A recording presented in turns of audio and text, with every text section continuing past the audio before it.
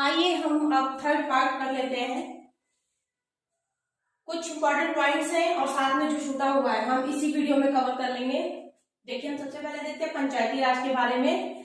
ये आप पढ़ चुके हैं 73वें संविधान संशोधन द्वारा, जो कि 1992 में बना था और 1993 में लागू हुआ था।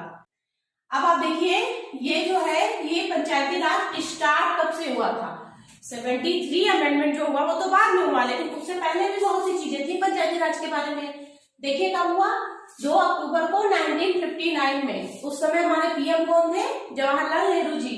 ठीक है, तो नागौर में, नागौर कहाँ है? राजस्थान में। तो सबसे पहला राजस्थान में स्टार्ट हुआ था। कौन सी जगह पे? नागौर। फिर सेकेंड 11 अक्टूबर आंध्र प्रदेश में। और ये है कौन सा? हमारे संविधान में जब जुड़ा वो कौन सा था? 73वां संविधान संशोधन। ठीक है। अच्छा, राजनीतिक दलों को भाग लेने की सिफारिश किसने की थी? एक समिति जो है अशोक मेहता, 1977 में ये समिति ने अपनी रिपोर्ट दी थी, जिसमें बताया था कि राजनीतिक दलों को भी भाग लेना चाहिए। और इन्होंने ग्राम पंचायत और पंचायत समिति को समाप्त करने की बात की थी, जो कि बलवंत राय मेहता समिति ने सिफारिश की थी 1957 में। आइए आगे देखते हैं। 1988 में पीके थुंगन समिति का गठन किया गया था। ठीक है, जिसने कहा कि पंचायती राज को संविधान में ऐड करना चाहिए। ठीक है, फिर क्या हुआ? 1973 में संविधान संशोधन आया। 1993 में, मतलब ये कौन सा आया? देखिए 73, 93 आप ऐसे याद कर लीजिए। ये बना तो 92 में था, लेकिन 1973 और 1993 दोनों को ऐसे करके मिला लीजिए, याद हो जाएगा। और आप जानते हैं 5 साल के लिए होता है, सारे इलेक्शन जैसे होते हैं। और ये ढांचा क्या था? त्रिस्तरीय। और इसमें है कितने काल? 29। आप पहले ये पढ़ चुके हैं। अच्छा देखिए, अशोक मेहता समिति ने ये 2 स्तरीय बोला था। पी.वी.के. राव और जी.वी.के. राव, ये समिति कब आई थी? 1985 में। Doctor LN. सिंघवी कब आई थी? 1986 में। और बलवंत राय मेहता हम बता ही चुके हैं 1957 में। पीके थुंगन आपने पढ़ लिया है अभी। ठीक है, सादिक अली और सनातन अली भी एक मतलब समिति बनी थी इसलिए पंचायती राज के लिए। हो सकता है ये भी पूछ ले, तो मैंने डाल दिया। अब देखिए, जो ये त्रिस्तरीय ढांचा है वो कौन कौन सी है पंचायती राज में? ग्राम पंचायत, जिसे हम जानते हैं गांव में पंच बैठते हैं 5 लोग, सबसे निचली है और यही इसकी आधारशिला है। आधारशिला क्यों है? क्योंकि सबसे निचले पायदान पे ये है। देखिए, मैंने कुछ चीजों को इधर लिखा हुआ है। देखिए लिखा हुआ है ग्राम सभा इसकी आधारशिला है। तो आधारशिला क्यों है? आधार पे कौन होता है? जो सबसे नीचे होता है। तो सबसे नीचे ये है, ऐसे दिमाग लगा के पढ़िए आप। फिर सेकेंड नंबर पे हम तहसील की या ब्लॉक की बात करते हैं, उससे बड़ा होता है तो वहां पे पंचायत। और जिला में तो आप जान रहे हैं, जिला पंचायत। ठीक है, अब हम बात करते हैं बलवंत राय मेहता जो है, इनकी सिफारिश 1 अप्रैल 1958 से लागू हुई। इन्हीं की, देखिए बलवंत राय मेहता की सिफारिश 1 अप्रैल 1958 को लागू हुई। और यहां पे देखिए शुभारंभ हुआ 1959 को। ये फिर ये, फिर ये। ठीक है, आगे देखिए, इसमें ये चीज हो गई आपका पंचायती राज के बारे में। देखिए 2-3 पॉइंट और है। स्थानीय शासन जो है इसको कहते हैं। हमारे ब्रिटिश में कौन थे इसके गवर्नर जिन्होंने लागू किया था? रिपन ने। और सबसे ओल्डेस्ट, इसको सबसे ज्यादा पुराने प्राचीन समय में कब देखा जा सकता है इस व्यवस्था को? चोल साम्राज्य में। पूछा गया है ये क्वेश्चन। और आपको ये पता ही है, इसकी अवधारणा अनुच्छेद 40 में दिखलाई पड़ता है, आपने पढ़ लिया है। और ये वेस्ट बंगाल में 4 स्तरीय है। वेस्ट बंगाल में ये 4 स्तरीय है। क्या कहते हैं? आंचलिक परिषद। ठीक है, और हमारे यूपी में कभी कहीं तालिका परिषद भी बोला जाता है, तालुका परिषद। इतना हो गया। अब आप नगर पालिका के बारे में देखिए। ये भी 12वीं अनुसूची द्वारा जोड़ा गया है। और सबसे पहला नगर निगम देखिए 687 में मद्रास में स्थापित किया गया था। इसमें 18 कार्य है और 74वां संविधान संशोधन है, 12वीं अनुसूची है। त्रिस्तरीय ये भी है, त्रिस्तरीय ये भी है। इसमें क्या है, नगर पंचायत, नगर परिषद, फिर नगर निगम। सबसे पहले सबसे निचले पायदान पे ये होता है, फिर नगर परिषद बनती है, नगर परिषद के बाद नगर निगम। अभी हाल ही में कौन नगर निगम बना है, अयोध्या, ठीक है। 18 नगर निगम है हमारे, 17 तक शाहजहांपुर, फिर 18वां हमारा बना है लेटेस्ट अयोध्या। तो ये कितने हैं पूछ सकते हैं, 18 नगर निगम है। देखिए 18 कार्य भी है, 18 कार्य भी है और 18 नगर निगम भी है। संसदीय समितियां, हमें पता है संसद में बहुत सारी समितियां होती हैं, क्योंकि समितियों के माध्यम से ही कार्य होते हैं।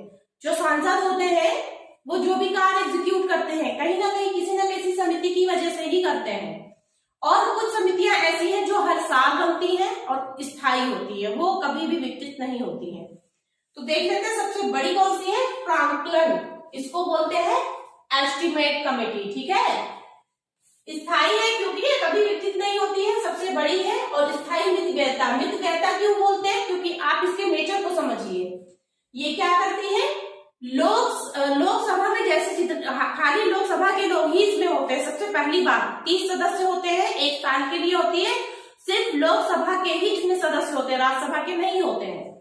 और ये इस बात का पता लगाते हैं कि खर्च में कैसे कमी करी जाए और कैसे इसको और अच्छा और बेटर कार्य करें कम पैसों में। ये कौन करता है, यही समिति, प्राक्कलन समिति। बहस क्यों नहीं होती, बहस इसलिए नहीं होती क्योंकि हम एक ही जैसे लोग वहां बैठे, लोकसभा के सदस्य हैं, राज्यसभा के नहीं है, तो सीधे ये क्या करती है, सदन में अपनी रिपोर्ट रखती है, ठीक है, समझ गए। दूसरी देखिए लोक लेखा समिति, इसको प्राक्कलन समिति का जुड़वा बहन भी कहते हैं और लोक वित्त प्रहरी भी नाम है इसका। क्यों, क्योंकि इसकी रिपोर्ट की जांच सीएजी करते हैं और इसलिए सीएजी इनके मित्र और मार्गदर्शक भी कहलाते हैं। सबसे पुरानी समिति है ये। इसमें देखिए 15 सदस्य लोकसभा के और 7 राज्यसभा के होंगे, टोटल कितने हो गए 22। अध्यक्ष देखिए विपक्ष के होंगे, जो भी सरकार हो उसके कोई भी सदस्य इसके अध्यक्ष नहीं बनेंगे, विपक्ष जो होगा उसको अध्यक्ष बनेगा। और कौन उसको करेगा नियुक्त, लोकसभा स्पीकर, ठीक है। आगे इसका भी टाइम पीरियड 1 वर्ष के लिए होता है। इसका काम क्या होता है कि ये बताना कि धन व्यय कितना अधिक हो रहा है, बिना वजह हो रहा है, दुरुपयोग हो रहा है या अनियमितताएं हैं, ठीक है। इन सबको संसद के सामने ये उजागर करती है। अब आप समझ रहे हैं इतनी इंपॉर्टेंट क्यों है दोनों, इसीलिए सबसे ज्यादा ये 2 इंपॉर्टेंट है। वैसे तो पता नहीं कितनी कमेटियां होती है, हमें सभी को नहीं पढ़ना है, ठीक है। और ये क्या करती है, ये चूंकि लोकसभा स्पीकर इसके अध्यक्ष को नियुक्त करता है, तो वो अपनी रिपोर्ट भी लोकसभा स्पीकर को देते हैं। कौन होते हैं वो, सीएजी। तीसरा देखिए सरकारी उपक्रमों की समिति, ये सरकारी उपक्रमों की है, जो हम जैसे बोलते हैं ना कि ये कंपनी, महारत्न कंपनी, जो भी कंपनियां हैं सार्वजनिक क्षेत्र की, उनके जो रूल्स रेगुलेशंस होते हैं यहीं से आते हैं। और इसको सबसे पहले 1964 में बना, इसका गठन हुआ था जीवी मावलांकर, ठीक है। तो उन्होंने ही इसकी स्थापना, इसका गठन किया था। लोक उद्यम के बारे में आगे इसमें 22 सदस्य होते हैं। और देख लीजिए छोटी छोटी समितियों के बस नाम देख लीजिए आप। कार्य मंत्रणा ये दोनों सदनों में होती है और इसके अध्यक्ष को होते हैं लोकसभा स्पीकर।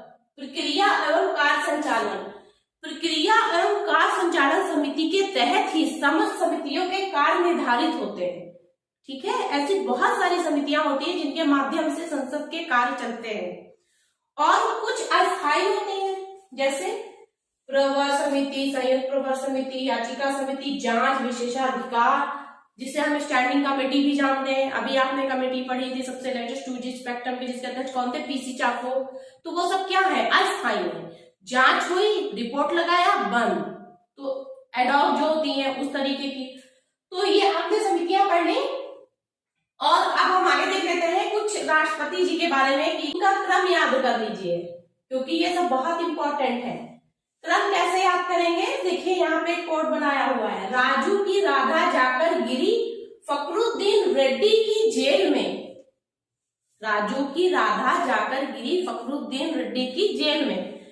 तो राजेंद्र प्रसाद, ये एस राधा कृष्णन, जाकिर हुसैन, बीवी गिरी, फखरुद्दीन अली, संजीवा रेड्डी और ज्ञानी जैल सिंह। यहां तक आपको याद हो जाएगा। फिर आगे का अगर नहीं भी पता है तो इसके बाद आप गेस करके पता कर लेंगे। देखिए, सबसे पहला राष्ट्रीय आपात कब लगा था? 1962 से 65। दो देशों का यहाँ पे चल रहा था, चाइना से भी और पाकिस्तान से भी। दो कारणों से और लगा था लगातार। ये कौन थे उसमें? राधा कृष्णन जी थे। और 1971 में देखिए अगेन लगा था, वो भारत पाकिस्तान वॉर की वजह से लगा था। उस समय बीबी गिरी थे। 1971 का जो लगा था आपात, उस समय भारत और पाकिस्तान की वजह से लगा था। और थे कौन उस समय? बीबी गिरी। ठीक है। और 1975 से 77 तक क्या था? आंतरिक अशांति के आधार पे लगा था आपात। उस समय कौन थे? देखिए, फखरुद्दीन अली अहमद। ये इंपॉर्टेंट क्यों है, इसको आप समझिए। आंतरिक अशांति का क्या मतलब होता है? हमारे देश के भीतर जो आ गए 15-20 लोग, ऐसा कुछ लग रहा है माहौल की कुछ ठीक नहीं है, अशांति का माहौल फैला रहे हैं, कोई भी आधार उसमें वेल डिफाइंड नहीं था, तो इसको बाद में इसीलिए हटा दिया गया है। देखिए आगे क्वेश्चन होगा कि आपात किन किन कारणों पे लगता है, तो उसमें आंतरिक अशांति नहीं है। क्या है? आंतरिक अशांति आधार नहीं है, हटा दिया गया है। ठीक है, क्योंकि अब मतलब आंतरिक अशांति के आधार पर हम आपात लगाएंगे, राष्ट्रीय आपात नहीं लग सकता ना। क्यों? क्योंकि अब राष्ट्र के अंदर जो प्रॉब्लम है उसे आप अपने आप निपटाइए ना। राज्यपाल है, वो बोलेंगे सब कुछ दे देंगे, तो हो सकता है राष्ट्रपति शासन लग जाए, लेकिन राष्ट्रीय आपात नहीं लगेगा, उसको हटा दिया गया है। राष्ट्रीय आपात की बात कर ले, उस क्या होता है? सदन के सत्र स्टार्ट होते समय ही 2 माह में वो ये प्रस्ताव पारित कर देते हैं हमारे राष्ट्रपति जी। उसके बाद अगर ऐसा लगता है, फील होता है कि इसको आगे बढ़ाना चाहिए आपात को, तो क्या करते हैं? 6 महीने तक के लिए वो फिर से बिल पास करते हैं। और ऐसा करते करते वो मैक्सिमम 2 साल तक कर सकते हैं। ठीक है। फिर क्या लगता है 2 साल के बाद अचानक ऐसी सिचुएशन बनती है उसी समय कि चुनाव आयोग ये डिक्लेयर कर दे कि बिल्कुल कंडीशन ऐसी नहीं है कि हम चुनाव करा पाएंगे। उस बेस पे 1 साल का मैक्सिमम लग सकता है, 1 साल का चुनाव आयोग के कहने पे। ठीक है, तो टोटल मैक्सिमम जो इमरजेंसी टाइम है वो 3 साल है, इससे ज्यादा नहीं लग सकता है। ठीक है। देखिए आधार में लिखा हुआ है युद्ध, वाय आक्रमण और सशस्त्र विद्रोह। यहाँ पे मैंने वाय आक्रमण के ऑब्लिक सशस्त्र विद्रोह इसलिए लिखा है कि सशस्त्र विद्रोह बाहरी होना चाहिए। आंतरिक में 4 लोग आ गए, 10 लोग आ गए। अभी आपने हाल ही में बहुत सारे सीए बिल के थ्रू देखा होगा कि बहुत ज्यादा अब वो कर रहे हैं, विरोध प्रदर्शन कर रहे हैं और काफी कुछ हो गया, वायलेंस भी हो गया लखनऊ जैसे शहर में, दिल्ली में, आप हर जगह देख रहे हैं। तो क्या उस बेस पे हम राष्ट्रीय आपात लगा देंगे? नहीं लगाएंगे, जब तक ऐसा सशस्त्र विद्रोह चाइना से, पाकिस्तान से या बाह्य आक्रमण ना हो। ठीक है, आंतरिक अशांति के आधार पे नहीं करेंगे। ये 3 आधार है। 3 क्या? आप युद्ध और बाह्य आक्रमण समझिए। ठीक है। देखिए सबसे पहला राष्ट्रपति शासन कब लगा था? पेप्सू प्रांत में लगा था 1954 में। उस समय वहां के सीएम कौन थे? प्रताप सिंह कैरो, जो कि पंजाब और पटियाला का क्षेत्र। सर्वाधिक युवा राष्ट्रपति कौन अभी तक के रहे हैं निर्वाचित? डॉक्टर नीलिमा संजीवा रेड्डी। राष्ट्रीय आपात से सर्वप्रथम प्रभावित होने वाला, नेशनल इमरजेंसी से, राष्ट्रीय आपात से, अभी मैं जो बात कर रही थी पेप्सू वाला, वो राष्ट्रपति शासन था, नेशनल इमरजेंसी नहीं थी, राष्ट्रीय आपात नहीं था। अब हम बात कर रहे हैं राष्ट्रीय आपात से प्रभावित होने वाला क्षेत्र कौन सा था? नेपाल, जिसको हम अरुणाचल प्रदेश के नाम से जानते हैं। नॉर्थ ईस्ट फ्रंटियर एरिया नेफा। अब तक 3 बार राष्ट्रीय आपात लगा है और तीनों बार देख सकते हैं, पहला 1962 से 65, फिर 71, फिर 75 से 77। ठीक है। अच्छा, ऐसे कौन से पीएम थे जिन्होंने विश्वास मतदान होने से ही पूर्व त्यागपत्र दे दिया था? चरण सिंह और अटल बिहारी वाजपेयी। जबकि हारने के बाद इस्तीफा किसने दिया था? हारने के बाद वीपी सिंह और एचडी देवगौड़ा। जब अविश्वास प्रस्ताव पास हो जाता है ना तो तुरंत इस्तीफा देना पड़ता है। ठीक है, विश्वास मत में हार जाते हैं। देखिए कुछ आरक्षण संबंधी आप देख लीजिए। आरक्षण संबंधी प्रोविजंस कब 1953 में सर्वप्रथम काका कालेकर के समिति द्वारा किया गया था, जो कि मान्य नहीं हुई, अमान्य कर दिया गया था। फिर 1978 में मंडल आयोग का गठन किया गया था, जिसको हम अभी भी पहचान रहे हैं, मंडल आयोग। ठीक, देखिए केस स्टडीज पे बनती है कि आरक्षण संबंधी केस क्या है, कौन सा ऑप्शन में पूछ लेते हैं। तो इंदिरा साहनी बनाम भारत संघ, क्या है इसमें? इन्होंने कहा है आरक्षण 50% के नीचे रहना चाहिए, 50% के ऊपर आरक्षण नहीं दिया जा सकता है। ठीक है, लेकिन आज की डेट में अगर इससे हम देखेंगे ना तो कोई रेलेवेंसी नहीं है, 50% से ऊपर ही जा रहा है। अब आरक्षण देखिए, महिला आरक्षण कहाँ है? आर्टिकल 15 के सब क्लॉज 3 में। ओबीसी के लिए आरक्षण कहाँ है? 15 सब क्लॉज 4 में। SC ST के लिए 16 सब क्लॉज 4 में। ठीक, कुछ और केस स्टडीज वगैरह है, देख लीजिए। उद्देशिका संविधान का हिस्सा नहीं है, ये सुप्रीम कोर्ट ने कब कहा था? बेरुबारी विवाद के समय।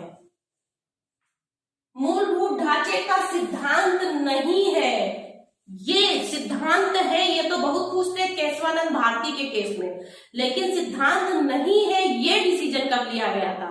किस केस में लिया गया था? तो गोलकनाथ वाद में लिया गया था।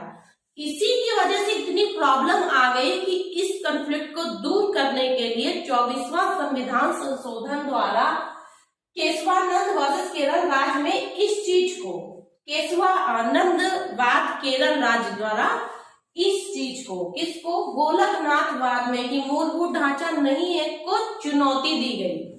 उस चुनौती में ये केस जीत गए। देन क्या हुआ? केशवानंद भारती केस में ही मूलभूत ढांचे का सिद्धांत दिया गया। ठीक है, देख लीजिए। और देखिए कुछ चीजें ऐसी हैं कि जानना जरूरी है, क्वेश्चन रिपीट हो जाता है। किसने कहा था स्वेच्छा से किया गया समझौता स्वेच्छा से समाप्त हो सकता है? ये राष्ट्रमंडल के केस में कहा था हमारे फर्स्ट पीएम जवाहरलाल नेहरू जी ने। संविधान सभा की रचना का सर्वप्रथम विचार स्वराज पार्टी ने दिया था 1924 में। अच्छा, गणतंत्र से आशय क्या होता है? अभी रिसेंट में पूछा गया था, शायद आई थिंक 17 में, कि गणतंत्र से क्या आशय है? तो गणतंत्र का मतलब होता है गण लोगों का एक तंत्र, और जो निर्वाचित करे अपने मुखिया को। गण का मतलब होता है हम सब पब्लिक, पब्लिक का तंत्र है, मतलब पब्लिक जिसको चाहेगी उसे बनाएगी। यानी कि ये पोस्ट हेरिडिटी में नहीं आ रही है, वंशानुक्रम में नहीं है, राजा का बेटा राजा बनेगा, ऐसा कहीं नहीं है भारत में। और ये चीज कहाँ है? ब्रिटिश में है। क्राउन, जिस क्राउन के बच्चे ही क्राउन के अंतर्गत आएंगे, ठीक है, वही पीएम बनेंगे। लेकिन यहाँ पे ऐसा नहीं है। यही गणतंत्र का मतलब है। गणतंत्र का मतलब निर्वाचन से है। कोई भी व्यक्ति समान जनता से उठ के राष्ट्रपति बन सकता है। ठीक है, लोकसभा भंग होने के बाद भी मंत्रिपरिषद सलाह देती रहेगी। ये किस बात में कहा गया है? UN राव बनाम इंदिरा गांधी केस में ये कहा गया है कि अगर लोकसभा विघटित हो जाती है तो ये जरूरी नहीं है कि मंत्रिपरिषद जो है पीएम को सलाह नहीं दे सकते, वो दे सकते हैं। ठीक है, चलिए, ऐसे ही 11वें संविधान संशोधन में अगर कहीं किसी स्टेट में राष्ट्रपति शासन लागू है तो इस वजह से निर्वाचन पे कोई आंच नहीं आना चाहिए, निर्वाचन राष्ट्रपति जी का होना चाहिए। क्यों कहा जाता है? क्योंकि उनके निर्वाचक मंडल में उस विधान मंडल के निर्वाचित सदस्य भी होते हैं, लेकिन उससे उनके निर्वाचन में कोई फर्क नहीं पड़ता है। 11वें संविधान संशोधन द्वारा ये कहा गया है। आगे आप इसे पढ़ेंगे। तो चलिए देख लेते हैं बाकी कुछ point. Supreme court, high court के न्यायाधीशों की नियुक्ति कौन करता है? राष्ट्रपति जी करते हैं, लेकिन दो तरीके से देखिए ये होता है, एक तो सुप्रीम कोर्ट में और दूसरा हाई कोर्ट में। इस समय 25 हाई कोर्ट्स हैं तेलंगाना के गठन के बाद। तो सबसे पहले तो सीजीआई की नियुक्ति कौन करता है? हमारे राष्ट्रपति जी करते हैं। एक चीज ध्यान रखिएगा, जो लोग शपथ दिलाते हैं त्याग पत्र उन्हीं को दिया जाता है, ठीक है। देखिए जैसे सीजीआई को कराया तो सीजीआई को त्याग पत्र देना है या किसी भी न्यायाधीश को देना है तो वो राष्ट्रपति को देंगे, और उसके बाद जो सीजीआई नियुक्त हो गए तो और भी तो न्यायाधीश हैं, उनकी भी तो नियुक्ति राष्ट्रपति जी को करनी है। लेकिन उसमें सीजीआई जो हमारे हैं, चीफ जस्टिस ऑफ इंडिया, मुख्य न्यायाधीश, भारत के मुख्य न्यायाधीश, उनका बहुत महत्वपूर्ण रोल होता है, क्योंकि वो जानते हैं कि अब किसकी हमें नियुक्ति करनी चाहिए, तो वो अपनी राय राष्ट्रपति जी को देते हैं। यहाँ पे राष्ट्रपति जी को उनकी राय मानना जरूरी है, वो बाध्य है। देखिए राष्ट्रपति जी के साथ भी बाध्यताएं हैं, तो वो चीज इसलिए जरूरी हो जाता है आपको जानना। तो सीजीआई तक की तो उन्होंने कर दिया राष्ट्रपति जी ने, लेकिन उसके बाद जितने भी न्यायाधीशों की नियुक्ति की जाएगी वो सीजीआई के परामर्श पर राष्ट्रपति जी करेंगे। अगर सीजीआई ये बात कहते हैं कि नहीं, इन्हें नहीं किया जा सकता, ये ठीक नहीं है, तो फिर राष्ट्रपति जी भी कुछ नहीं कर पाएंगे। उनको सीजीआई जी की बात को मानना पड़ेगा, बाध्यता है यहाँ पे। एक पॉइंट। दूसरा पॉइंट अब आइए हाई कोर्ट पे। हाई कोर्ट के जो मुख्य न्यायाधीश होते हैं, चीफ जस्टिस ऑफ इंडिया तो नहीं होते, लेकिन वो भी चीफ जस्टिस होते हैं, उनकी भी कौन करता है? राष्ट्रपति जी करते हैं। लेकिन यहाँ पर भी परामर्श उनको लेना पड़ता है दो लोगों से। एक तो हाई कोर्ट की हम बात कर रहे हैं, तो यहाँ का जो मुखिया है एक तरीके से राज्यपाल है, क्योंकि वो कहीं ना कहीं किसका प्रतिनिधि है? राष्ट्रपति जी का। तो वो उससे पूछेंगे, राज्यपाल जी से, और सीजीआई से तो पूछेंगे। अब हाई कोर्ट के जो मुख्य न्यायाधीश है उनकी नियुक्ति हो गई, अब बाकी न्यायाधीशों की तो बाकी है। तो अब बाकी न्यायाधीशों में देखिए 3 लोग परामर्श देने वाले हो गए। कौन कौन? सबसे पहले तो सीजीआई नहीं है, क्योंकि सुप्रीम कोर्ट के लोग को भी दे रहे हैं। एक दूसरा, अब राज्यपाल के बाद अब हाई कोर्ट के जो मुख्य न्यायाधीश थे वो, इन तीनों के परामर्श से अब अदर हाई कोर्ट के जो जस्टिस होंगे उनकी नियुक्ति होगी। देखिए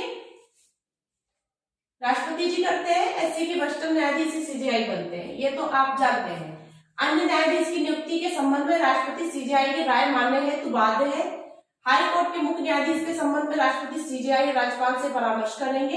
अन्य न्यायाधीशों के संबंध में सीजीआई प्लस हाई कोर्ट मतलब कौन? चीफ जस्टिस प्लस राज्यों के राज्यपाल से परामर्श करेंगे। और हाई कोर्ट के जो जजेस होते हैं ना, उनका स्थानांतरण भी कर सकते हैं हमारे राष्ट्रपति महोदय, आर्टिकल 222 के तहत। और भी कोई शक्ति अगर इसकी बढ़ाने घटाने की है वो तो संसद करेगी, है ना। कोई भी संख्या बढ़ाना है, घटाना है, क्षेत्राधिकार बढ़ाना है या स्थापना करना है, गठन सुप्रीम कोर्ट या high court, normally supreme court का तो नहीं होता, हाई कोर्ट की बात हो रही है, तो वो संसद के अधिकार है।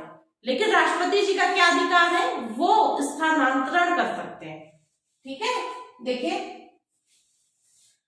अब है क्या, देखिए राष्ट्रपति मंत्री परिषद की सलाह पर कार्य करेंगे, मंत्री परिषद की सलाह पे कार्य करेंगे।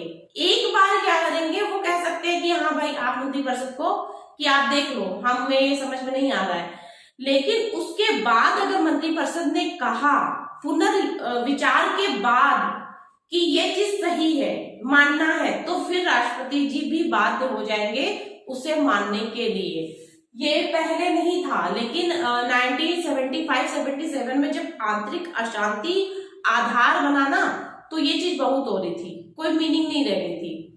तो पीएम अपना ऑर्डर देते थे राष्ट्रपति जी को और राष्ट्रपति जी कर देते थे। लेकिन अब यहाँ से बाध्यता कर दी गई है कि मंत्री परिषद जो भी होगी बैठ के बात करेगी, अगर उसकी राय सही है सेकंड टाइम पुनर्विचार के बाद तो वहां पे वो बाध्य होंगे। ठीक है, देखिए सलाह मानने के लिए बाध्य होंगे।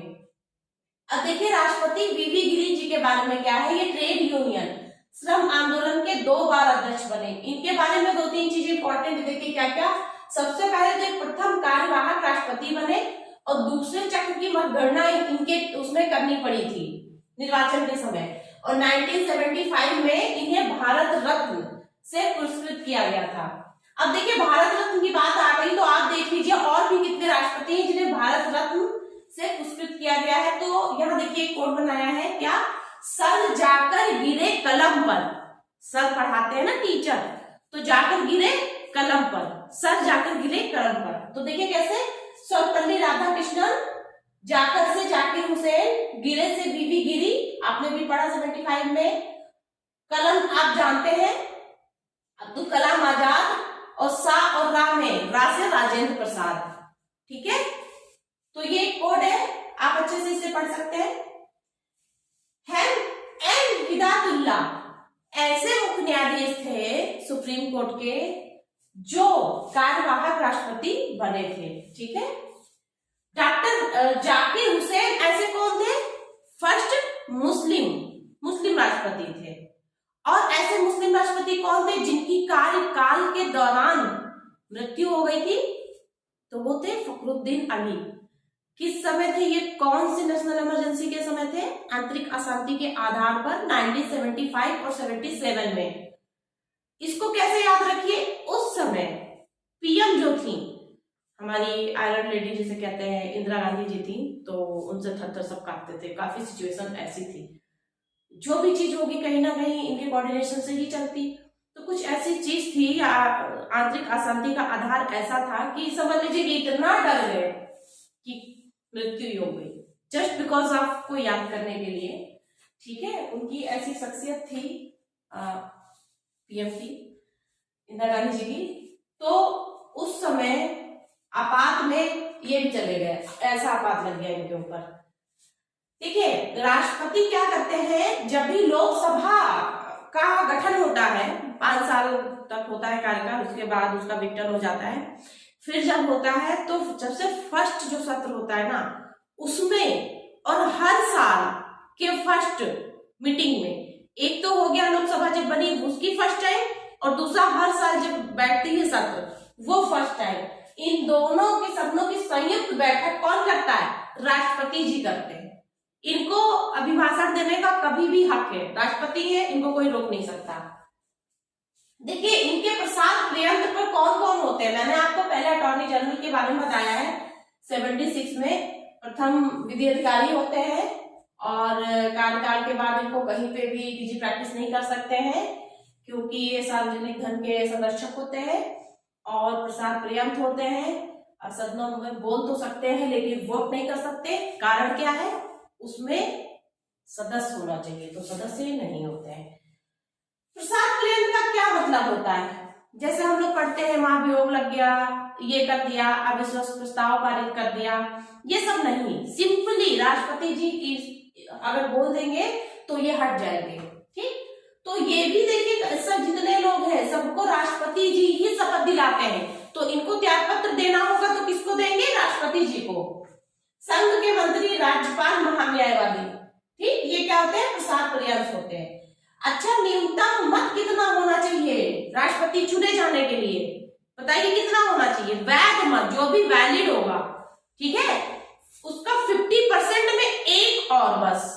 जैसे कि मान लीजिए कि 30 है तो 30 का आधा कितना हो गया, टोटल वैलिड वोट 30 है एग्जाम्पल, तो 30 में आधा कितना हो गया, 15 हो गया, प्लस 1 जोड़ दीजिए 16। अगर 16 मिल गया तो फिर न्यूनतम वैध है, चुने जाने लायक है। देखिए सर्वाधिक लंबा कार्यकाल किस राष्ट्रपति जी का था, 12 वर्ष राजेंद्र प्रसाद जी का। और अगर उपराष्ट्रपति की बात करें तो हमारे सर्वपल्ली राधाकृष्णन जी थे। और सबसे ज्यादा लंबा कार्यकाल एज ए पीएम कौन था, 16 वर्ष 9 माह 13 दिन। देखिए 16 साल कम नहीं होते। एक बच्चा 16 साल का हो जाता है, यंग माना जाता है। बच्चे स्टार्टिंग 9 मंथ 16 साल। 13 दिन इसलिए याद करिए, 13 दिन तो जगह आपको काम आने वाला है। देखिए नीचे लिख दिया, सबसे संक्षिप्त पीएम कौन थे? सबसे संक्षिप्त कार्यकाल अटल बिहारी वाजपेयी 13 दिन। और ये 13 दिन उनका था जो कि सिर्फ रिमाइंडर में था। किसके? देखिए जवाहरलाल नेहरू जी के। अच्छा, उपराष्ट्रपति के बारे में आपको मैंने बताया है, फिर भी जान लीजिए। सब कुछ वही पात्रता होती है, बस ये उसमें लिखा होता है कि राज्यसभा के सदस्य चुने जाने के योग्य हो। इसका मतलब होता है उम्र 30 साल मिनिमम होनी चाहिए। ठीक है, वैसे तो वहां पे मिनिमम दिया हुआ है पीएम के बारे में, राष्ट्रपति के बारे में, लेकिन ये डायरेक्ट इनडायरेक्टली लोकसभा सदस्य होना चाहिए, राज्यसभा सदस्य होना चाहिए। इस पे ज्यादा कंफ्यूज मत होइए। अगर कोई कहीं का सदस्य नहीं है तो भी वो बन जाता है। शर्त ये है कि क्या 6 महीने के अंदर वो किसी ना किसी सदन का सदस्य बन जाए, क्योंकि सदन का सदस्य बिना बाकी चीजें वो नहीं कर सकते। आगे समितियों में है, काम करना है, रिपोर्टिंग करनी है, वोटिंग करनी है ना, इसलिए जरूरी होता है। तो 6 महीने का टाइम होता है, उस 6 महीने के अंदर किसी भी सदन की इन्हें सदस्यता मिल जानी चाहिए। बाकी उपराष्ट्रपति के लिए क्या है, 20 प्रस्तावक और 20 अनुमोदक होने चाहिए। जमानत राशि वही है। अगर इनके ऊपर संकल्प पारित किया जाएगा तो सबसे पहले राज्यसभा में किया जाएगा, जबकि राष्ट्रपति में किसी भी, क्योंकि वो दोनों सदनों में के मालिक होते हैं, ये राज्यसभा के मालिक होते हैं। 14 दिन से पूर्व इनको सूचना दे देनी चाहिए, उनमें भी यही चीज है। और क्या होना चाहिए, देखिए राष्ट्रपति जी को एज ए राष्ट्रपति सैलरी नहीं मिलती है, उनको सभापति के रूप में मिलती है। ठीक है, तो सभापति वो होते हैं, संचित निधि से उनको सैलरी मिलती है। और क्या होते हैं, और वो दिल्ली विश्वविद्यालय के पदेन कुलपति होते हैं। ठीक है, देख लीजिए। अच्छा, ऐसे कौन से उपराष्ट्रपति थे जिनकी मृत्यु कार्यकाल के दौरान हो गई थी? कृष्णकांत।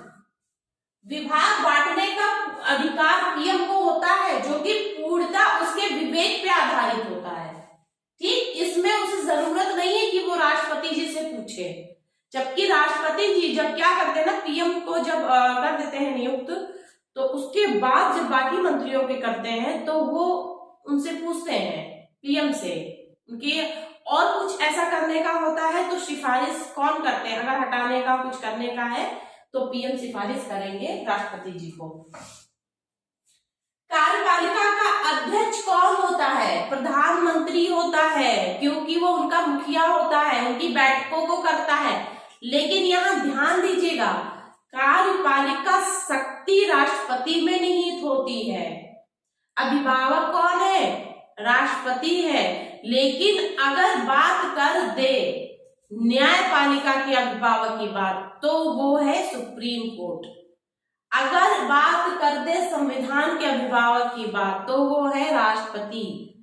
और अगर बात कर दे कि संघ कार्यपालिका शक्ति किसमें निहित होती है, बस शक्ति वर्ड याद रखिए, तो वो है राष्ट्रपति। लेकिन यहाँ शक्ति की बात नहीं हुई है, यहाँ पे बात हुई है संघ कार्यपालिका अध्यक्ष।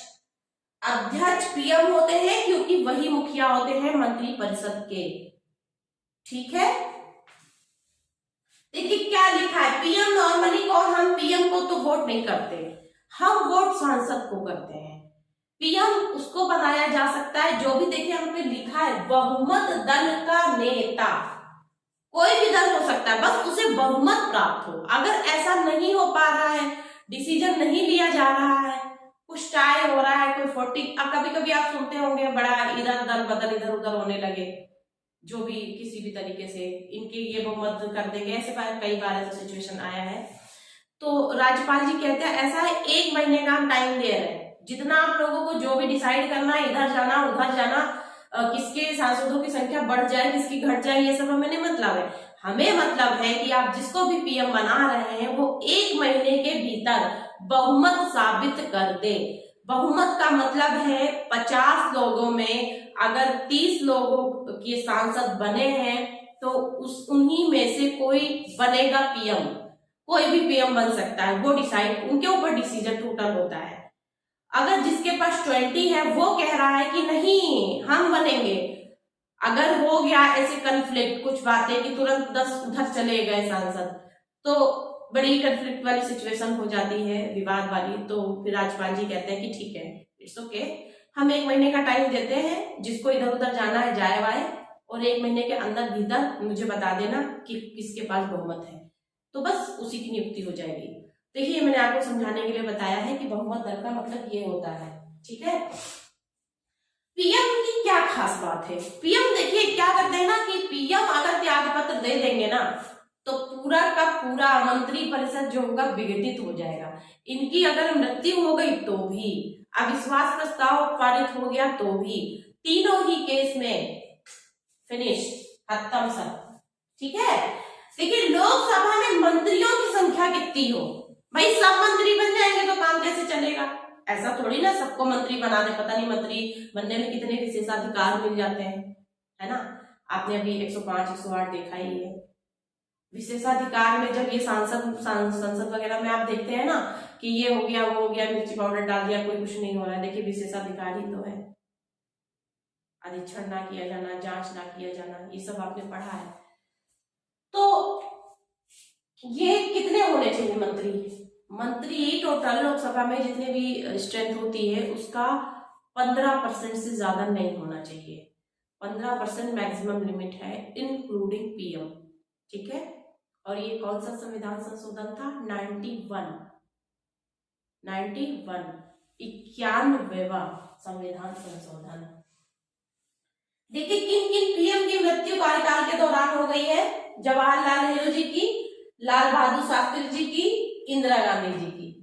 लाल बहादुर शास्त्री ऐसे पीएम है जिनकी मृत्यु देश के बाहर हुई ताशकंद में 11 जनवरी 1966 में, ठीक है। देखिए 1 एक जैसा है, 6 एक जैसा है, इसलिए आप याद कर लीजिए इसे, क्योंकि पूछ सकते हैं, क्योंकि इनकी मृत्यु जो है ना वो ताशकंद में हुई थी, देश के बाहर। राजीव गांधी के बारे में कभी कभी पूछ लेते हैं कि क्या है राजीव गांधी जी के बारे में, क्या ये भी कार्यकाल के दौरान ही इनकी मृत्यु हुई थी? तो नहीं, नो, इनकी मृत्यु चुनाव बस होने वाले थे उसी समय हुई थी, लेकिन बने नहीं थे, ठीक है, चुनाव के दौरान ही हो गई थी। आइए हम नेक्स्ट देख लेते हैं कुछ खास बिंदु है। वित्त आयोग और योजना आयोग के विलय का प्रस्ताव किसने दिया था? ऐसे क्वेश्चंस बहुत पूछे जा रहे हैं। देखिए एमवी माथुर ने, ये एक समिति ही थी तो उसके अध्यक्ष थे ये। अच्छा, लोका आयुक्त की सर्वप्रथम स्थापना किसके तहत हमारे यहाँ है? देखिए फर्स्ट प्रशासनिक सुधार आयोग। आप लोग एथिक्स में इसको बहुत अच्छे से पढ़ते हैं और नहीं अभी पढ़े हैं तो आगे पढ़ेंगे, ठीक है। देखिए फर्स्ट में चीजें यहीं से आपको लिंक कर करके सीखनी है। एक चीज अगर आपको लग रहा है कि पॉलिटी का है और वो हमें हिस्ट्री में ऐड करना है तो आपको पता होना चाहिए कैसे ऐड करना है। ये ऐसा सब्जेक्ट है, ऐसा इसके पास सारे आर्टिकल्स है कि आपको कहीं ना कहीं, मैंने पहले भी बताया था, बहुत हेल्प करते हैं आंसर राइटिंग में। आप हिस्ट्री में भी यहीं से स्टार्ट कर सकते हैं, सोशल जस्टिस के उसमें स्टार्ट कर सकते हैं। सारी चीजें तो संविधान में दी गई हैं, तो इन सब चीजों को भी आप समझिए। मेरा मकसद सिर्फ इतना ही पढ़ाना नहीं है, ओवरऑल आपको इतना मोटिवेशन देना है, इतना दिमाग देना है, समझाना है कि चीजें आप लिंक करना कैसे सीखें। तो आपको ऐसे ही सीखना पड़ेगा। अब देखिए जैसे ये किसी की बात आ गई तो इसके बारे में हम एथिक्स में बहुत पढ़ते हैं, लेकिन हमें ये पता होना चाहिए कि फर्स्ट प्रशासनिक सुधार आयोग इतना इंपॉर्टेंट क्यों है। तो आपने यहाँ 2 चीज देखिए सीख ली, एक तो कि लोक आयुक्त के बारे में, दूसरा फर्स्ट है, तीसरा कब इसको कब गठित किया गया था? 5 जनवरी 1966 को। अभी मैंने 1966 के बारे में आपको बताया था, वो डेट थी क्या? लाल बहादुर शास्त्री जी की 1966 में ताशकंद में मृत्यु हो गई थी 11 जनवरी को।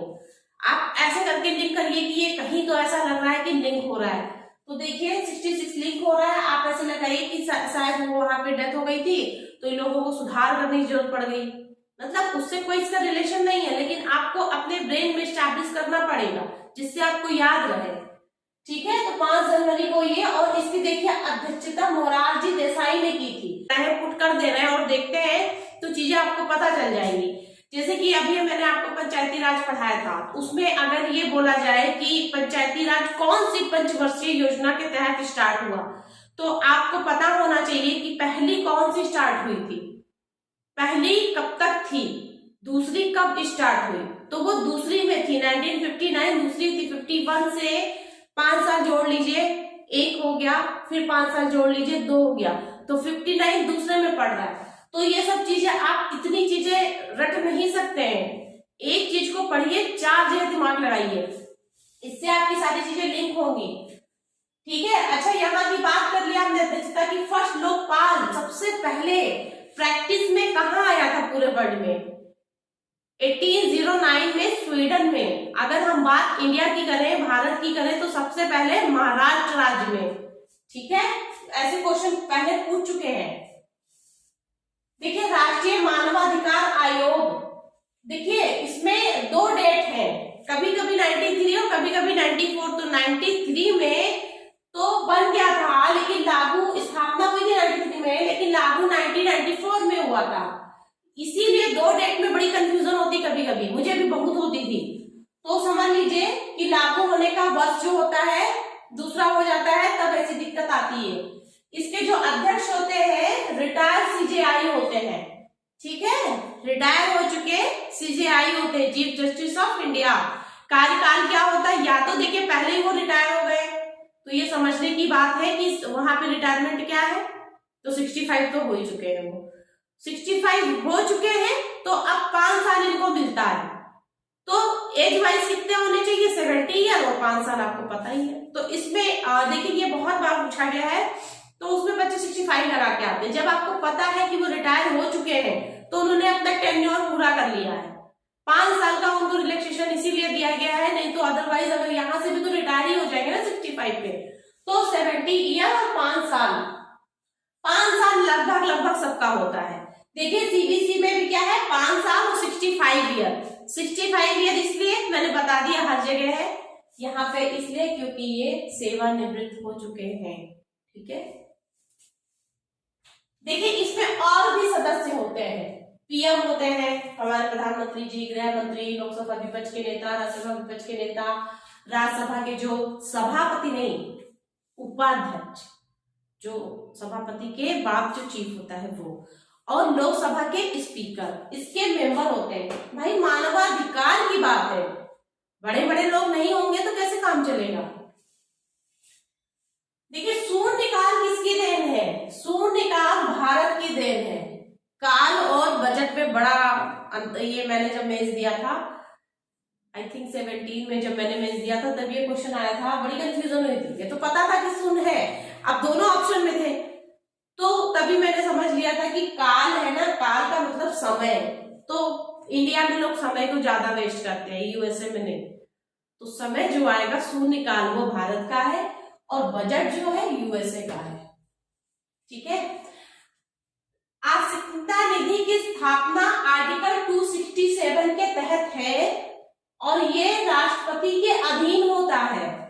इसमें जब भी कोई ऐसी इमरजेंसी पड़ती है तो इससे धन निकाला जा सकता है, जरूरत नहीं है कि संसद से पूछा जाए। उसमें अब बहुत आवश्यकता है, जरूरी है, तो इतनी फॉर्मेलिटी करने में तो आवश्यकता ही खत्म हो जाएगी ना, इसलिए वहां पे इस फॉर्मेलिटी की जरूरत नहीं है कि संसद से परमिशन लिया जाए। बाकी जो संचित निधि है 266 आर्टिकल के तहत, उसमें ये प्रोविजन है कि संचित निधि से कोई भी धन अगर निकाला जाता है, कोई कारण है, तो वो संसद को बताना पड़ेगा, परमिशन लेनी पड़ेगी।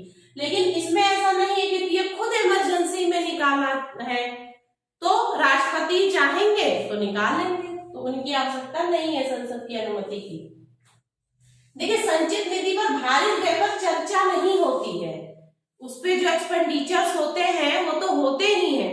मतदान करने का क्या मतलब, अगर एक्स्ट्रा हो रहा है, ज्यादा हो रहा है, बिना वजह हो रहा है, तो भी मतदान करने का कोई मतलब नहीं, क्योंकि इसकी परमिशन ही नहीं है, इसकी परमिशन नहीं है। फर्स्ट जो लोक अदालत है, प्रथम लोक अदालत कहाँ पे स्थापित हुई थी? जूनागढ़ में। कहाँ पे? जूनागढ़ के, कहाँ है जूनागढ़? गुजरात के जूनागढ़ में। कब? 1982 में। अच्छा, ये लोक अदालत के बारे में लोगों को मतलब लोक अदालत है, लोक अदालत ऐसा क्या है इसमें कि हम निचली अदालतों से लेकर सुप्रीम कोर्ट तक के तो सबके बारे में पढ़ते हैं, लेकिन वहां पे ये नहीं आता है। तो कब जाना चाहिए, कैसे जाना चाहिए, क्या होता है लोक अदालत? देखिए, लोक अदालत ऐसी अदालत है, पहले से हमारी जुडिशरी पे बड़ा लोड है, बहुत प्रेशर है। एक जो काम हो जाना चाहिए 10 दिन के अंदर, उसके लिए साथ सालों लग रहा है।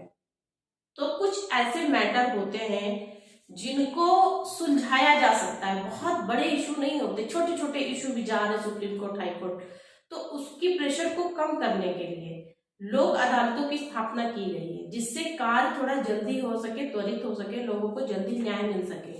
तो इसमें बड़े जो केसेस होते हैं वो नहीं जाते। सबसे पहला छोटे मोटे हर्जाना है, छोटे मोटे लेन देन है, पैसे का विवाद है, पारिवारिक है, तलाक है, मतलब जो भी विवाह संबंधी सब जा सकता है। लेकिन कब जा सकता है? जब दोनों पार्टी आपस में इस बात पे समझौता कर ले कि हाँ, हम हाई कोर्ट सुप्रीम कोर्ट के चक्कर में ना फंस के यहां जाकर हमें जल्दी से जल्दी रेमेडी मिल जाए, जल्दी से जल्दी हमें डिसीजन मिल जाए। जब दोनों लोग इस बात को एग्री कर लेते हैं तभी ये बात आगे बढ़ती है और यहाँ पे सुनवाई होती है। ठीक है, इसलिए लोक अदालत कहा गया है। लोग चाहेंगे अपनी स्वेच्छा से तो यहाँ जाएंगे, और इसमें फीस नहीं लगती। क्या नहीं लगती? नॉमिनल फीस अगर है भी कोई फॉर्म हम भरने की तो उसको कंसीडर नहीं, नेग्लिजिबल है, इसमें फीस की नीड नहीं होती। तो वहां पे जाके जुडिशरी ने देखिए इतना खर्चा हो जाता है, एक बचत, दूसरा समय की बचत, तीसरा विवाद जो बढ़ जाते हैं, आगे तक जाते हैं, पेंडेंसी हो जाती है, हियरिंग होती है, उन सबसे बचत है, और जल्दी रेमेडी तो मिल ही जाती है। ठीक है, तो ये सब इसके फायदे हैं। और लोड जो है जुडिशरी का कम हो जाता है। तो इस पे मेंस में बड़ी आंसर राइटिंग के बारे में होता है, तो आप अगर इसको इतना ही देख लीजिए, समझ गए, इतना ही लिख देंगे ना तो उतना पेज हो जाएगा, मतलब भर का काम हो जाएगा। इसलिए कॉन्सेप्ट को पकड़िए और समझिए। देखिए, आपात घोषणा के बारे में मैंने आपको पहले बताया है। एक चीज और थी खास, तो मैंने लिख दी, इसका जो अनुमोदन होता है दोनों सदनों के बहुमत, विशेष बहुमत से होता है। लेकिन जब वापसी होती है, जब आपात को हटाया जाता है, तब जो बिल पास होता है, प्रस्ताव पास होता है, वो साधारण होता है। ठीक है, साधारण बहुमत द्वारा होता है। चलिए, आपने इतना कर लिया। अब हम देख लेते हैं कि संविधान में जो संशोधन हुए हैं, वैसे मैंने पूरी कोशिश की है कि सारे इंपॉर्टेंट यहाँ पे लिख दिए हैं। 2-4 ऐसे भी है कि जो बहुत इंपॉर्टेंट नहीं है, फिर भी मैंने डाल दिया है। देखिए, सबसे पहला तो आपको याद करना ही पड़ेगा, क्योंकि ये पहला है, पहली चीज तो अपने आप में पहली है। तो कब हुआ था? 1951 में हुआ था, लैंड से संबंधित ये अमेंडमेंट था। 7वां, आप देखिए ये सब ज्यादातर आप पढ़ चुके हैं, राज्य पुनर्गठन आयोग, जिसमें 14 राज्य और 6 संघ शासित प्रदेश किए गए थे ना, आपको बताया था। नवा क्या है? नवा खुलना और बेरुबारी। देखिए, ये आप बेरुबारी का नाम पहले पढ़ चुके हैं। कहाँ पे? सुप्रीम कोर्ट ने किस केस में कहा था कि जो हमारी प्रस्तावना है, उद्देशिका है, वो कुंजी है? इसी बेरुबारी केस में कहा था। 10वां देखिए, दादरा नागर हवेली जब स्थापना हुई थी तब के बारे में मैंने ये बता दिया है आपको। 11वां संविधान संशोधन राष्ट्रपति चुनाव में, जो मैंने अभी बताया था कि किसी भी विधानमंडल में सत्र चल रहा है, नहीं चल रहा है, कोई प्रॉब्लम चल रही है, तो उसके आधार पे इनकी चुनाव को चैलेंज नहीं किया जा सकता, पूर्णता नहीं होगी। 11वां संविधान संशोधन। 12वें में गोवा दामन दीव के बारे में है। 16वां में देखिए 7 से 16 7 से शपथ में प्रभुत्वता एवं अखंडता को ऐड किया गया है। 21वीं जो है वो सिंधी भाषा को 15वीं भाषा बनी थी 21वीं से। ठीक है, 24वीं देखिए असीमित अधिकार दिया गया था। ये वही 24वां संविधान संशोधन है जो मैंने आपको गोलकनाथ बनाम भारत संघ राज्य में बताया था कि वहां पे कहा गया था कि जो हमारी उद्देशिका है ना, वो उसका अंग नहीं है, मूलभूत ढांचे का सिद्धांत नहीं दिया गया था। ठीक है, क्या नहीं दिया गया था? मूलभूत ढांचे का सिद्धांत, जिसको फिर किसने चैलेंज किया? 24वें संविधान संशोधन के केशवानंद भारती बनाम केरल राज्य के द्वारा फिर जाके बताया गया कि मूलभूत ढांचा सिद्धांत क्या है। अच्छा, ये मूलभूत ढांचा सिद्धांत है क्या? मूलभूत ढांचे का सिद्धांत दिया गया, बस ये केशवानंद भारती याद कर लिया। एक्चुअली ये है क्या? देखिए क्या होता है कि जो आपने अभी मैंने आपको प्रस्तावना में लिखा था, हम भारत के लोग भारत को प्रभुत्व, ये जो मैंने पूरा आपको बताया था उसमें हम भारत के लोग से नीचे तक एक भी पॉइंट में कमी नहीं आएगी। हम वहां के अधिकारों को बढ़ा तो सकते हैं लेकिन घटा नहीं सकते। कोई भी डिसीजन ले लीजिए, कोई भी बिल पास कर लीजिए, लेकिन उतनी जो प्रस्तावना में उसका बताया गया है उसमें कमी नहीं होनी चाहिए, क्योंकि वो कहीं ना कहीं पहले ही बताया गया है कि ये अगर प्रस्तावना नहीं पढ़ा तो बेकार है। पूरा का पूरा संविधान आप नहीं जान पाओगे। कितने सारे उस पे मैंने आपको केस स्टडीज बताई कि संविधान को समझना तो हमें पहले प्रस्तावना को समझना होगा, जस्टिस ने कहा था। तो ये वही चीज की बात कर रहा है कि उसमें कोई भी आंच नहीं आनी चाहिए, उसमें कोई कमी नहीं होनी चाहिए, वो उसका मूलभूत ढांचा है, बना रहना चाहिए। कभी भी किसी भी सिचुएशन में यहाँ के नागरिकों के संबंधित जो भी अधिकार है वो छीने नहीं जा सकते हैं। ये है मूलभूत ढांचा। ठीक है। 26वें में देखिए क्या हुआ था, नरेश जो होते थे, किंग जो होते थे, उनके प्रीवी पर्स को समाप्त कर दिया गया था। अच्छा, ये प्रीवी पर्स क्या होता था?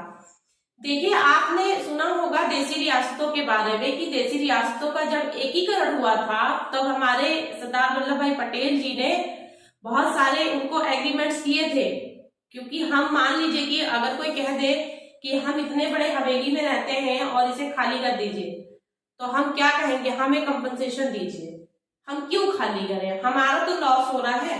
तो ऐसे उन लोगों ने भी कहा था कि भाई हम मानने के लिए आपकी बात तैयार है, लेकिन जो हमारे कुछ अधिकार है, प्रिविलेजेस हैं, इनका क्या होगा। तो उन्होंने प्रॉमिस किया कि ठीक है, हम समझते हैं इस बात को कि आपके जो अधिकार है उनको दिया जाएगा। बहुत सारे अधिकार थे, आने जाने का अधिकार, विदेश का अधिकार, खर्चों में, प्रायोरिटी में, बहुत सी चीजें थी उसमें। तो उसे प्रीवी पर्स कहा गया। प्रीवी पर्स एक तरीके से उन्हीं लोगों को दिया गया था जो कि देशी रियासत से एकीकृत होकर हमारे इंडिया में आए थे। उसी को कब खत्म किया गया? देखिए 26वें संविधान संशोधन द्वारा। क्योंकि जब भारत हमारा गणतंत्र है और सब लोग यहाँ अपने संविधान में बात कर रहे हैं कि इक्वलिटी की, उपाधियों का भी अंत कर दिया गया है आर्टिकल 18 के तहत, तो अगर इसे हम रखेंगे और खुद सरकार इसको प्रमोट कर, उस समय देखिए तात्कालिक सिचुएशन क्या थी वो अलग बात है, लेकिन ये सब सिचुएशन और प्रोविजन इसीलिए तो बनते हैं कि आगे भाई आप उस क्षेत्र में आगे तो अमेंड किए जा सकते हैं। उतना थोड़ी ना कोई समझ पाता है, तात्कालिक सिचुएशन कुछ और होती है। तो उसको बराबर करने के लिए, अपनी सोसाइटी को बराबर करने के लिए, इक्वली अधिकार देने के लिए ये जरूरत थी कि इसको हटाया जाए। एक तरीके से उनके पॉइंट ऑफ व्यू से देखेंगे तो शायद उन्हें गलत लगा, है भी गलत, लेकिन कहीं कुछ तो गलत किसी के साथ होगा अगर बहुत लोगों की मेजॉरिटी की बात करेंगे। 31 की अगर हम बात करें तो लोकसभा में पहले देखिए 525 सीट्स थी, 525, आप कितनी है 545। ये कब से हुआ है? 31वें अमेंडमेंट से। 36वां देखिए, सिक्किम को 22वां राज्य घोषित किया गया। ये पहले आप पढ़ चुके हैं जब सिक्किम के बारे में बताया गया था। और क्या है इसमें 36 और 35 एक साथ मैंने बताया था। 35 में सह राज्य का दर्जा दिया था। ठीक है। अच्छा 42 में तो बहुत अच्छे से समझ लीजिए, इसको लघु संविधान कहते हैं। जितने अमेंडमेंट हुए हैं 90% इसी में हुए हैं। वो तो मैंने इंपॉर्टेंट जो आपने पढ़े हैं वो लिख लिए हैं। 39 का, 43 का, 48 का भाग हो रहे, मतलब सारी चीजें जितने इसमें अमेंडमेंट बहुत सारे हुए हैं, लेकिन ये सब चीजें बहुत पॉपुलर है इसलिए लिख दी गई है। 44 देखिए क्या है, 44 इतना इंपॉर्टेंट है कि 1975, 77 बार ये बात क्यों आ रही है, क्योंकि उस समय आंतरिक अशांति के आधार पर आपात लग गया था और वहां पे कोई भी रिटर्न नहीं दिया गया था। तो क्या बोल रहे थे कि ओरली ये सब चीजें कैसे हो सकती है। अगर ओरल में ही होने लगे और हम अपने देश के अंदर ही कह दें कि 50 लोग बैठे धरना कह रहे आपात घोषित कर दे, तो फिर क्या फायदा। गवर्नमेंट है, चीजें हैं, आपके हाथ में पावर है, सारी चीजें करिए ना। तो वही पावर बढ़ा दी गई जो पावर वहां पे कम थी, लिखित में नहीं था। तो बोला गया कि आंतरिक अशांति तो खैर हटा ही दिया गया, लेकिन अगर ऐसी कोई बात है आपात की सिचुएशन, आपात की 3 सिचुएशन है, लेकिन मैंने आपको 2 में पढ़ाया है, बाह्य आक्रमण, युद्ध और सशस्त्र विद्रोह। सशस्त्र विद्रोह को आप बाह्य आक्रमण में ले लीजिए। तो वो जो है वो लिखित में दिया जाना चाहिए, अगर लिखित में नहीं है तो पास नहीं होगा। वही चीज यहाँ बोली गई है 44वें संविधान संशोधन द्वारा। और दूसरी चीज क्या होती, संपत्ति का अधिकार कानूनी अधिकार हो गया है, ये जो कि 7वां मूल अधिकार था, यही से हटा है 44वें संविधान संशोधन से। 52 में संविधान संशोधन आप दल बदल पढ़ चुके हैं 10वीं अनुसूची में। 58 में देखिए हिंदी में संविधान के प्राकृतिक पाठ है, ठीक है, हिंदी में। 61 में क्या है, ये भी आप पढ़ चुके हैं राजीव गांधी जी के समय में। 69 में राष्ट्रीय राजधानी दिल्ली के बारे में बताया गया है। और 70 में जस्ट इसी के बाद दिल्ली पुदुचेरी में विधानसभा की बात की गई है। इसी को पूछते हैं कि निर्वाचन मंडल में शामिल किया गया है, कौन सा आर्टिकल है, तो 71 में क्या है, मणिपुरी, कोकड़ी, कोंकणी, ठीक है, क्या है 18वीं भाषा। 72 में क्या है, त्रिपुरा विधानसभा में 60 सीट है, लेकिन इसके अलावा भी ऐसे बहुत से सीट है जहां पे 60 से कम है। 60 तो होनी ही चाहिए। सिक्किम में है, देखिए जो मत मूल्य होता है, मत मूल्य सबसे कम सिक्किम का और सबसे ज्यादा यूपी का है। यूपी का तो आप जान रहे पॉपुलेशन है, इस वजह सिक्किम नहीं पता है तो जान लीजिए। सब 73वां पढ़ चुके हैं, 74वां भी पढ़ चुके हैं। अब हम 95 की बात कर लेते हैं। 95 तो बाद में आएगा, लेकिन पहले मैंने यहाँ लिख लिया है कि बहुत सारे आर्टिकल हैं इसमें जो बाद में, अभी मैंने आपको जब बताया था, जब हम आरक्षण वाले में बता रहे थे आपको 334 आर्टिकल में कि 70 साल बाद आरक्षण का ना रहना, तो मैंने आपको तभी कहा था ये कहने के लिए अभी एक अमेंडमेंट और होगा। तो उससे पहले जो अमेंडमेंट हुए इसलिए मैंने इसमें यहाँ पे रखा। देखिए क्या क्या हुआ था, 23, 45, 62, 79, ये सब पहले अमेंडमेंट कर करके आरक्षण को आगे बढ़ाया गया है।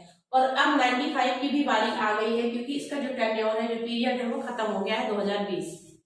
क्या है ये आरक्षण के बारे में बता रहा है, जो कि हमने 334 में पढ़ा था कि अब आरक्षण 2020 तक रहेगा। 95 में ये अमेंड होने वाला है। 80 में देखिए वित्त आयोग के बारे में कुछ था उस समय, फिर भी मैंने लिख लिया है क्योंकि 280 में वित्त आयोग भी पढ़ते हैं तो इससे आपको याद रहेगा। 84 में देखिए क्या है, जनसंख्या आधार 1971, जो कि 2026 तक रहेगा। देखिए आप ये बात जानते हैं कि यूपी में सबसे ज्यादा सीट है, क्यों है, पॉपुलेशन के बेस पे।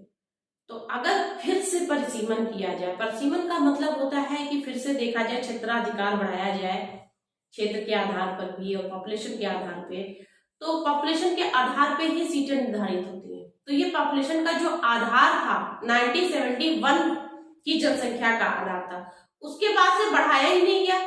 कब से 80 सीट है बताइए यूपी में, देखिए जा करके, तब से वो अभी तक है और ये आगे भी रहेगी। हो सकता है किसी स्टेट का पॉपुलेशन इतना बढ़ गया हो तो हो सकता है 2-4 सीटें वहां और देनी पड़े। तो वो जो आधार है, जिस आधार पे सीटें मिल रही है, वो आधार जनसंख्या है। और कौन सी जनसंख्या अब हमारे देखिए होने जा रही है, हो तो जानी चाहिए 2021 में ही, 11 में हुआ था, 11 के बाद जनगणना, अब देखिए 21 में हो जानी चाहिए, लेकिन अब कोरोना की वजह से लेट हो गया है। तो ये 1971 पे अभी भी अटके हुए हैं, जो कि इसमें भी अमेंडमेंट हो जाना चाहिए। भाई सब कुछ इसी के अकॉर्डिंग करिए, आप सेंसस क्यों बना रहे हैं। 86 देखिए क्या है, 86 शिक्षा के बारे में है, जो हमने आपसे कहा था 3 जगह ऐड हुए हैं, वो आप पहले पढ़ चुके हैं, ठीक। 91 आप पढ़ चुके हैं। 15% मैंने लिखा हुआ है, क्या है, लोकसभा में मंत्रियों की संख्या 15% से अधिक नहीं होनी चाहिए, 91वां। 92 में क्या है, बीडीएमएस शॉर्ट फॉर्म मैंने लिखा हुआ है, बोडो, डोगरी, मैथिली और संथाली भाषा। देखिए वो 18 था, 19, 20, 21, 22, टोटल 22 भाषा हो गई। आपको फर्स्ट क्लास में मैंने बताया था। 93 में शैक्षिक आरक्षण के बारे में दिया गया है। 96 में उड़िया से उड़ीसा। देखिए 6 से क्या करते हैं, 6 सब मारते हैं तो उड़ गया, उड़ गया से तो आपको याद हो जाएगा। 97 सहकारी समिति के बारे में। 7 से देखिए 7 से 7, 7 से सहकारी। एक एक चीजें ऐसे लिंक करके चलिए। इसमें एक बार तो पूछ लिया था ये सदस्य कितने होते हैं, तो 11 सदस्य होते हैं। 98 क्या है, हैदराबाद कर्नाटक विकास बोर्ड के बारे में है ये। 99 क्या है, NJAC, जो कि अब मतलब खत्म हो गया है, ये हटा दिया गया है, वैलिड नहीं। 100 में क्या है, LBA, land border agreement between the Bangladesh and India. 100 बिल्कुल 100, 50-50 करना है तो दोनों मिलाकर 100 हो गए। 101 रुपए देखिए बड़े शगुन में दिए जाते हैं। तो हम जब रुपए की बात करते हैं तो कहीं ना कहीं डिमोनेटाइजेशन और GST एक साथ याद आ जाता है। तो ये आसी पास हुआ भी था तो इसलिए GST 101 में। 102 में क्या है, देखिए 102 में OBC का आयोग है, ठीक है। उससे पहले भी आयोग देखिए आप आर्टिकल 338 में अनुसूचित जाति की पढ़ेंगे आयोग। अनुसूचित जाति आयोग कहाँ है, 338 आर्टिकल में, और जनजाति का कहाँ है, 338A में, और OBC का रिसेंट में हुआ है 102 अमेंडमेंट B में। 103 आप जानते ही हैं, आर्थिक आरक्षण की बात कर रहे हैं, इकोनॉमिक वीकर सेक्शन की बात हो रही है। तो ये आपके सारे अमेंडमेंट हो गए हैं। मुझे नहीं लगता है इससे ज्यादा करने की जरूरत है। आज तक इससे बाहर पूछा भी नहीं गया इसमें फिर, बल्कि मैंने कुछ ज्यादा ही लिख दिया है। चलिए संयुक्त बैठक अब तक, ज्वाइंट सेशन अब तक कितनी बार हुआ है, 108।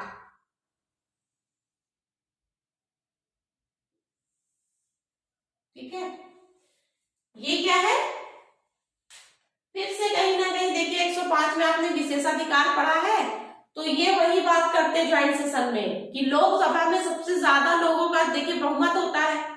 तो जब राज्यसभा क्या करती है, किसी बिल को कहती है कि हम इस पे एग्री नहीं कर रहे हैं, साधारण बिल होता है, हम इस पे एग्री नहीं कर रहे हैं, तो वो बिल पास नहीं हो पाता। तो क्या करते हैं ना कि बिल को पास कराने के लिए ये करते हैं। तो इसमें सबसे ज्यादा प्रतिनिधित्व तो किसका होगा, जिसकी सरकार होगी। तो वो भी कहीं ना कहीं वो अपने अधिकार का यूज कर रहा है, लेकिन विशेषाधिकार नहीं है, वो 105 में है। मैंने भी आपको बताया था ये बात। तो 3 कौन कौन से थे देख लीजिए। सबसे पहले थे उस समय हमारे जो PM थे जवाहरलाल नेहरू जी थे 1968 में, और दहेज बिल जो है वो आया था, उस पे हुआ था ज्वाइंट सेशन। सेकेंड है बैंकिंग रेगुलेशन बिल, उस पे मोरारजी देसाई उस समय थे, और ये 1974 की बात है।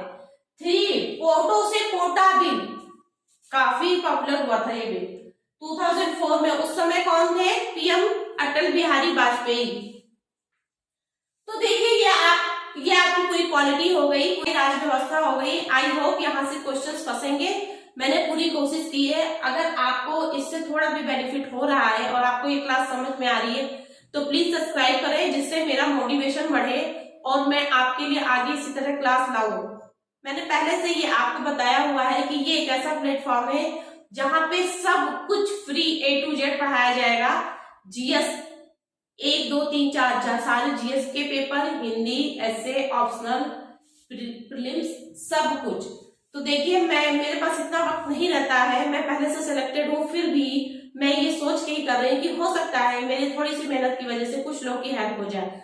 तो प्लीज चैनल को सब्सक्राइब जरूर कर लें अगर आपको थोड़ा सा भी समझ में आ रहा है, और नहीं भी अगर आपने ये वीडियो देखा तो प्लीज सब्सक्राइब करें, जिससे ये चैनल आगे जाए और लोगों को हेल्प हो सके। ठीक है, मिलते हैं अगले किसी क्लास में। Thank you.